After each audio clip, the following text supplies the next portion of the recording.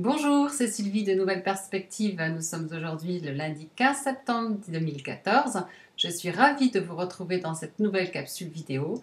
Pour ceux qui ne me connaissent pas encore, je suis Sylvie Ligé-Tabary, coach ressources auprès des femmes qui ont choisi de faire de leur passion leur métier plaisir. Je les accompagne dans le développement et la croissance de leur activité pour plus de sérénité et plus de résultats. Vous pouvez me retrouver sur mon site nouvelleperspective.com, Nouvelle Perspective tout attaché, tout au singulier.com. Aujourd'hui, je voudrais vous livrer 3 points essentiels sur la bonne attitude. Alors, comment se donne-t-on et conserve-t-on une bonne attitude mentale malgré les conditions extérieures? Le premier point, c'est de ne pas vous focaliser sur vos faibles performances. Le deuxième point, c'est de vous éloigner des gens qui vident leurs déchets dans votre esprit. Et le troisième, c'est d'investir en vous et d'entraîner votre esprit. Alors, le premier point, ne vous focalisez pas sur vos faibles performances. Bien évidemment, nous sommes tous dans notre expérience de vie sujets à de faibles performances. Or, il est important d'aller recontacter vos succès et surtout dans quel état d'esprit vous étiez au moment où vous avez eu ces succès. Comment vous sentiez-vous?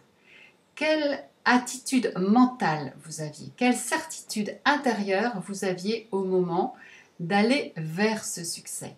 Il est très intéressant ici d'aller recontacter vos sensations, ce que vous avez pu développer, les pensées que vous aviez par rapport à ce challenge et les résultats que vous avez eus, ce que vous avez entendu, ce que vous avez récolté. Tout ce qui est positif autour d'une belle performance. Il est important d'aller constamment recontacter ces souvenirs. Dans quel état aussi de physionomie étiez-vous? Parce que vous allez voir que quand vous êtes dans un état de succès, votre physionomie est différente. C'est-à-dire que vous tenez droit, vous avez la tête haute, le regard haut, la voix posée. C'est toute une attitude. Elle peut être mentale, mais elle est aussi physique et physionomique. Le deuxième point essentiel, c'est éloignez-vous des gens qui vident leurs déchets dans votre esprit. J'imagine fort bien que vous n'accepteriez pas que votre voisin du dessus arrive avec sa poubelle et vide ses déchets dans votre salon.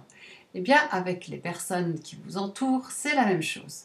N'acceptez absolument pas les gens qui peuvent être sujets à de nombreuses critiques, à des faux compliments, des gens qui sont toujours dans la crainte, dans la peur et qui peuvent effectivement vous faire baisser votre enthousiasme, mais aussi vous faire peur et vous faire rester du coup dans votre zone de confort.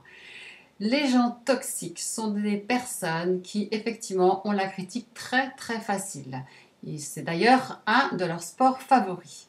Alors éloignez-vous de ces gens-là, éloignez-vous aussi de toute source d'information qui pourrait vous faire baisser votre énergie, c'est-à-dire les médias, tout ce que vous pouvez lire, tout ce qui va générer de la crainte, de la peur, des angoisses.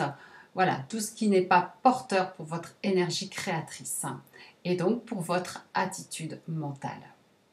Le troisième point essentiel, c'est entraîner votre esprit et investissez en vous. Alors, entraînez votre esprit, c'est-à-dire écoutez des conférences inspirantes, lisez des livres de gens qui ont eu du succès, fréquentez des gens qui ont un niveau de succès auquel vous aimeriez arriver et cultivez votre enthousiasme, c'est-à-dire mettez-vous dans une énergie positive au maximum en bougeant votre corps, en fréquentant des gens qui ont de l'humour et en appréciant toutes les choses de la vie. Recontactez en fait cet enthousiasme qui est en vous et ayez toujours en tête votre but. Faites en sorte que votre but soit vraiment le phare qui soit au bout et vers lequel vous voulez aller absolument. Et sachez tout le temps, ayez tout le temps à l'esprit que votre attitude mentale conditionnera ce chemin. Alors, 3 points essentiels. Ne vous focalisez pas sur vos faibles performances.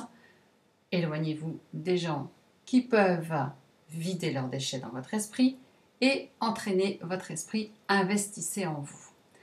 Il y a un de mes mentors qui dit que 10% de ce que nous gagnons devrait être investi dans notre développement personnel et professionnel.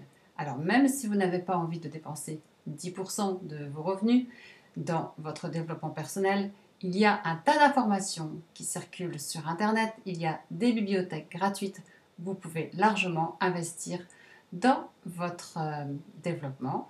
Et ceci dit, vous pouvez aussi fréquenter des gens qui sont dans cet état de performance. Vous pouvez leur demander des conseils. Tout cela est gratuit sans avoir à dépenser vos 10%.